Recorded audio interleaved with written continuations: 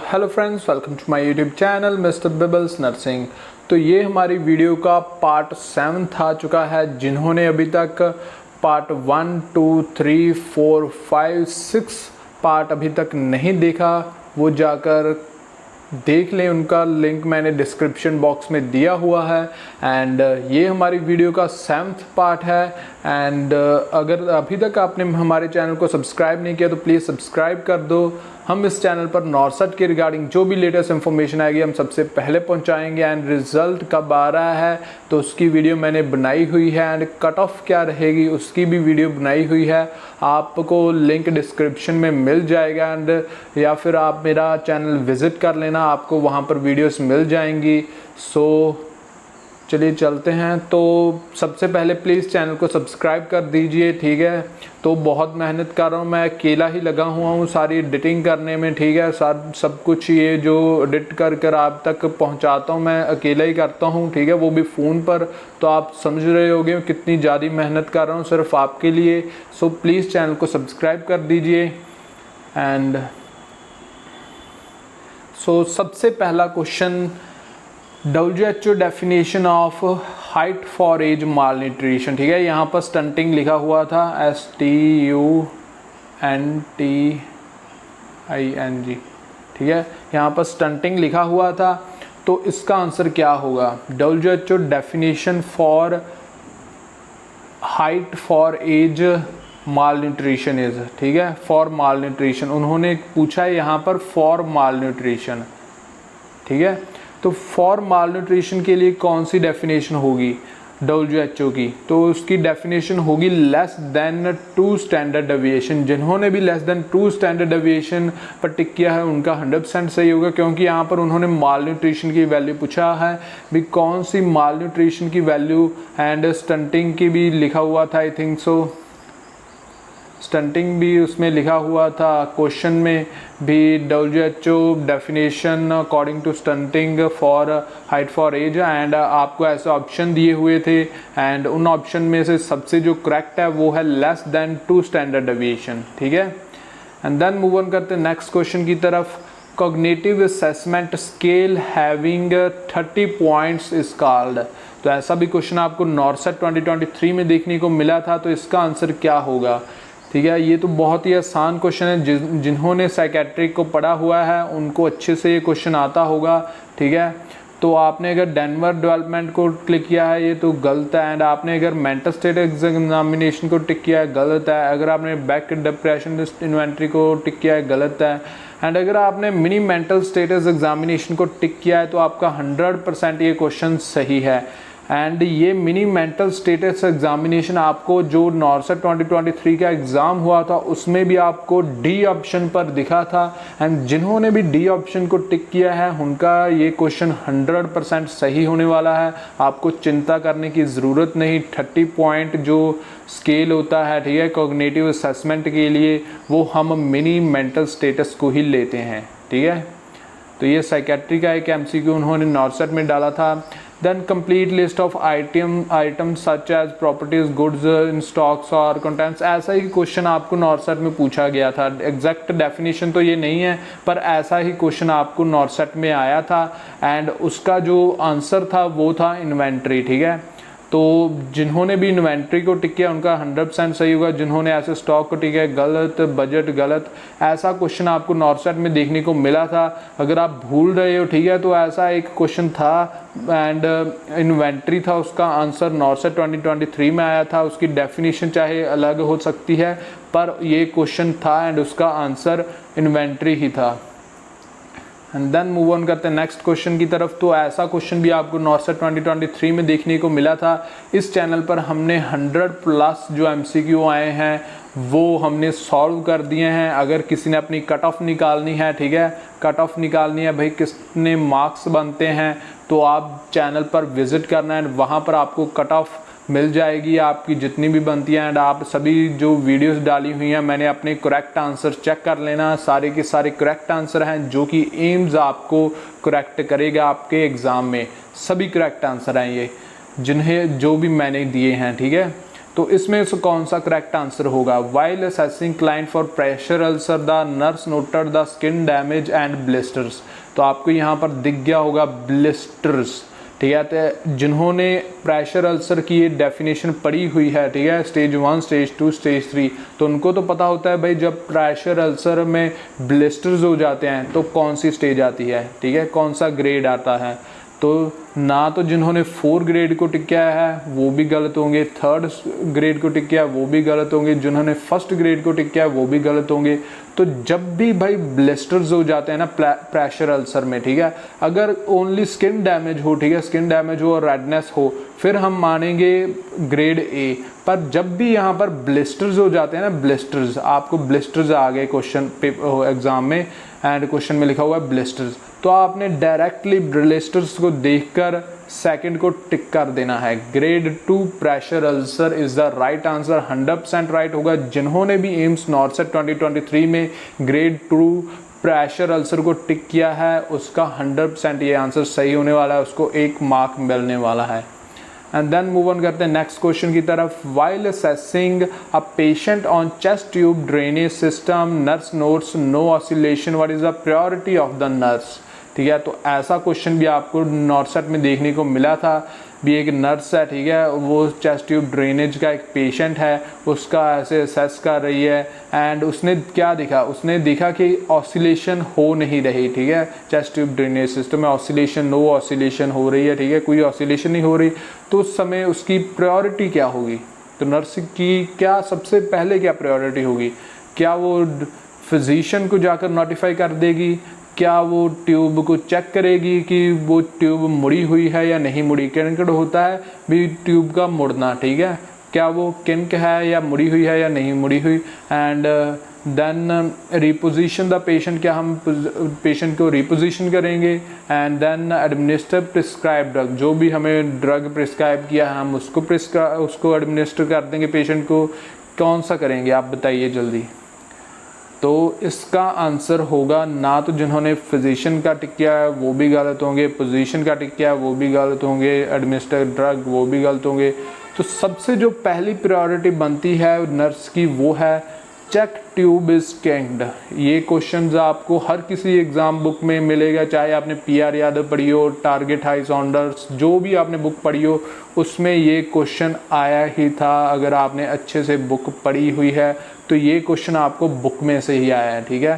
तो इसका correct answer जिन्होंने भी बी टिक किया है उनका 100% सही होने वाला है ये question. And then move on करते हैं नेक्स्ट क्वेश्चन की तरफ। All of the following statement is correct regarding drug ranitidine except. तो रेंटाडाइन मीन्स के रेंटेक एंड रेंटेक क्या होता है? रेंटेक होता है H2 रिसेप्टर ब्लॉकर, ठीक है। H2 रिसेप्टर ब्लॉकर इसको हम कहते हैं, जो कि अब H2 रिसेप्टर ब्लॉकर का काम करता है। एंड इसका क्या इन्होंने स्टेटमेंट में क्या पूछा है? All of the following statement is correct regarding drug ranitidine except, ठीक है। सारी की सारी स्टेटमेंट्स जो करेक्ट हैं रेंटाडाइन की, सिर्फ एक को छोड़कर, ठीक है। मैंने पिछली बार भी बताया था, एक वीडियो भी बनाई थी इस पर एक्सेप्ट एक्सपेक्ट को लेकर, तो आपने इस चीज़ का ध्यान रखना था। एक्सेप्ट लिखा हुआ है तो भाई सारी की सारी इसमें होंगी, सिर्फ एक को छोड़कर। क्या लीड्स टू डायरिया होगी, क्या लीड्स टू कन्फ्यूजन होगी, क्या टेकन विद एंटासिड होगा, क्या स्मोकिंग इफेक्ट्स एक्शन होगा, कौन सा होगा? तो same to same as a line to line ऐसे ही उन्होंने आंसर दिए हुए थे। तो इसका आंसर क्या होगा? तो इसका आंसर होगा जिन्होंने भी सी ऑप्शन को टिक किया है, टेकन विद एंटासिड, तो हम ये नहीं करते, ठीक है। एक्सेप्ट लिखा हुआ है तो ये करेक्ट आंसर होगा टेकन विद एंटासिड। जिन्होंने भी टेकन विद एंटासिड को टिक किया है उनका 100% सही होने वाला है एंड उनको 1 मार्क मिलने वाला है। एंड देन मूव ऑन करते हैं नेक्स्ट क्वेश्चन की तरफ। आप pre-eclampsia woman is taking labetalol on MgSO4 and her BP is 86/50 and what is the reason behind it, ठीक है। तो एक लेडी है प्री-एक्लैम्प्सिया एंड उस पर ड्रग चल रहा है लिबिटेलोल, ठीक है, एंड बीटा ब्लॉकर्स होते हैं लिबिटेलोल एंड MgSO4 से चल रहा है एंड उसका BP जो गिर गया है, आपको देख ही रहे होगे, वैल्यू बहुत ज़्यादा डाउन हो चुकी है। तो इसका रीज़न क्या होगा? ठीक है। अब इतना उसका बीपी लो हो गया तो इसका रीज़न क्या होगा, ऐसा क्वेश्चन आपको नॉर्सेट में आया था। एंड इसका सही जो सटीक आंसर है वो क्या होगा, तो नॉर्सेट के एग्ज़ाम में क्वेश्चन आया था एंड 100% जिन्होंने इसका आंसर, मैं बताऊंगा आंसर अभी, तो पहले हम देख लेते हैं। तो फर्स्ट आंसर था फॉल्स रीडिंग। क्या फॉल्स रीडिंग होगा, क्या ये फॉल्स रीडिंग है? तो दूसरा है एक्सीडेंटल एबिटेलोल ओवरडोज हो सकता है, या फिर MgSO4 टॉक्सिसिटी हो सकता है, या फिर नॉर्मल रिस्पॉन्स, क्या होगा?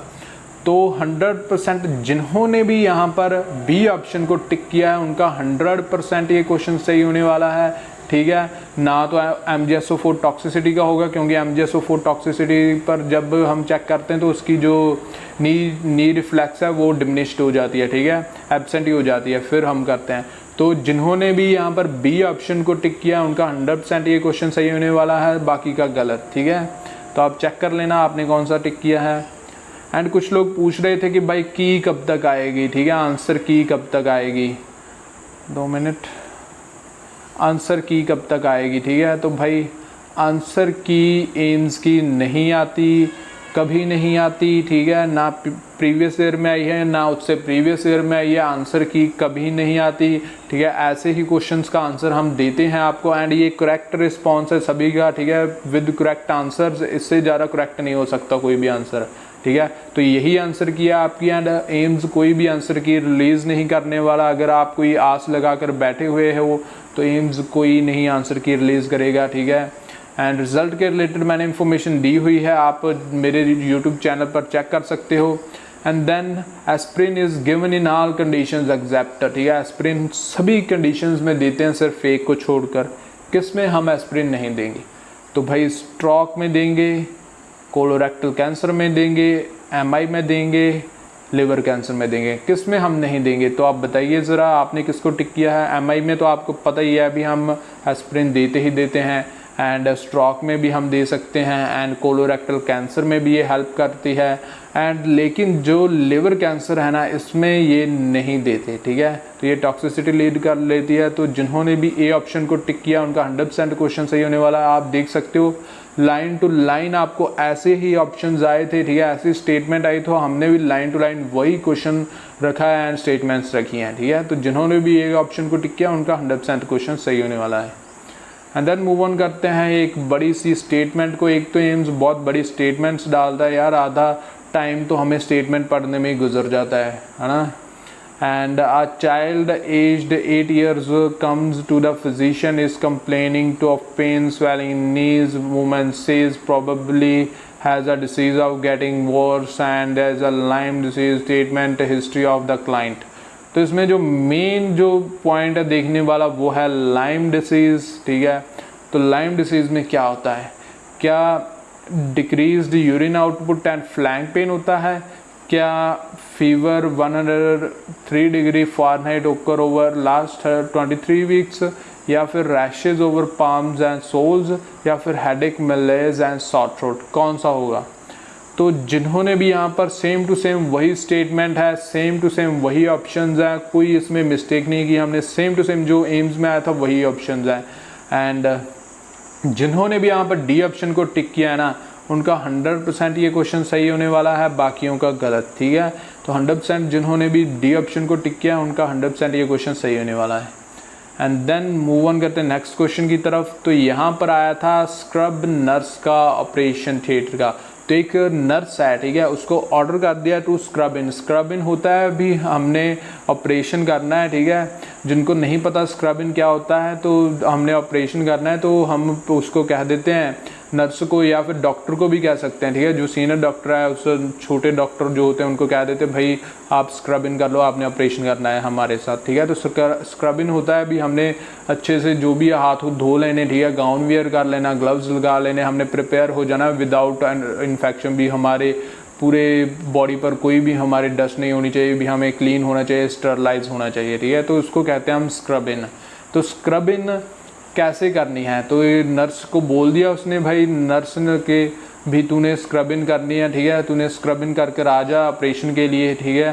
तो नर्स ने कौन से स्टेप फॉलो करने हैं जब भी उसने ऐसे स्क्रब इन करनी है, कोई भी जब भी ऑपरेशन करना है तो उसने कौन से स्टेप्स फॉलो करने हैं, ठीक है। Steps nurse has to follow, कौन से स्टेप्स फॉलो करने हैं नर्स ने।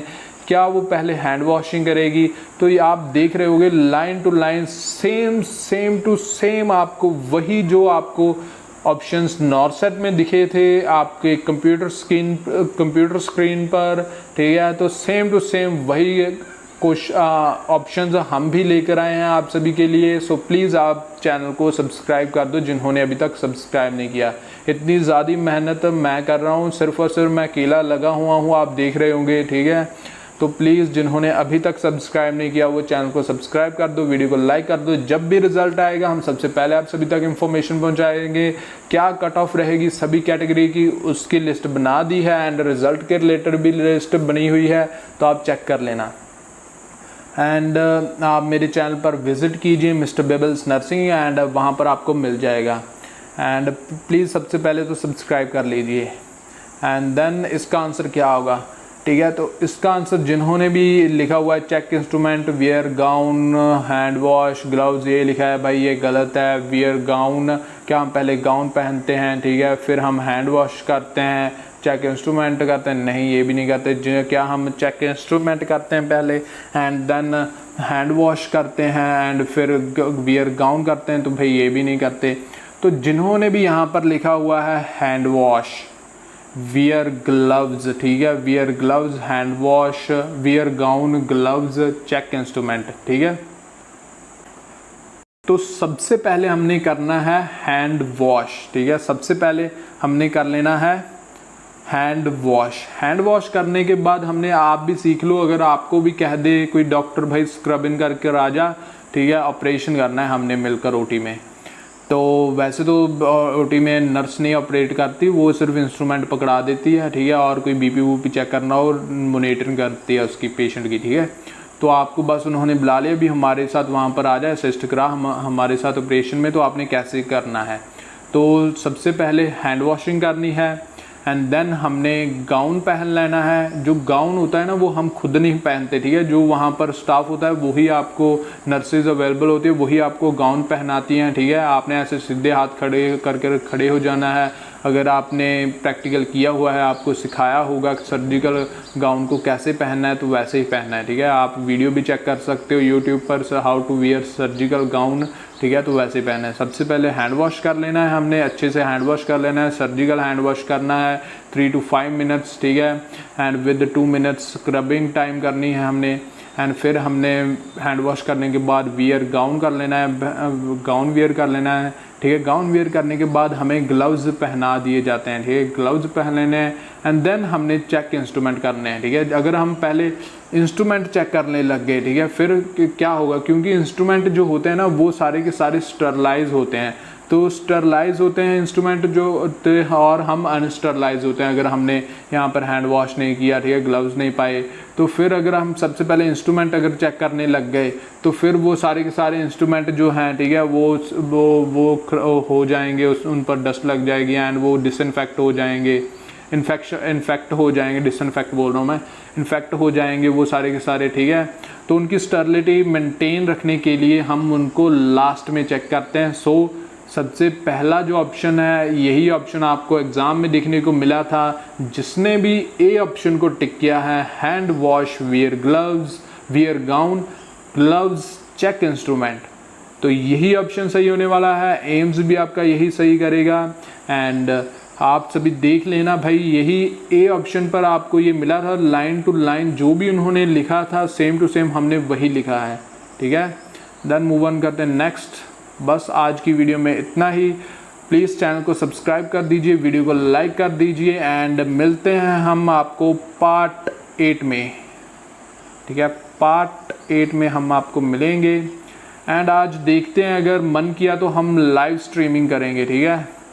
लाइव स्ट्रीमिंग में हम सारे के सारे आपको कट ऑफ कितनी रह सकती है एंड क्या जो क्वेश्चंस आए थे, ठीक है, वो कैसे हमने सॉल्व करने हैं। एंड नेक्स्ट जो नॉरसेट होने वाला है, नेक्स्ट नॉरसेट की प्रेपरेशन हमने कैसे करनी है, ठीक है, नेक्स्ट नॉरसेट की प्रेपरेशन कैसे करनी है, तो इसके रिगार्डिंग मैं आपको कुछ टेक्निक्स बताऊंगा एंड कैसे हमने कोरिलेशन करनी है, सारी की सारी मैं आपको लाइव में बताऊंगा। अगर टाइम मुझे मिला तो हम लाइव करेंगे, आज लाइव सेशन होगा। So please be prepare for live. तो सभी जुड़ जाना जिन्होंने सब्सक्राइब किया है मुझे। तो आपको यहाँ पर एक वीडियो शो हो रहा होगा, इस वीडियो को क्लिक कीजिए एंड देखिए इस वीडियो को। ये कट ऑफ के रिलेटेड वीडियो है एंड आपकी क्या कट ऑफ रह सकती है सभी कैटेगरी की। एंड यहाँ पर आपको मिल रहा होगा मेरे चैनल का आइकॉन, आप इसको क्लिक कीजिए एंड चैनल को सब्सक्राइब कर दीजिए। Thank you for watching this video. Please subscribe my YouTube channel.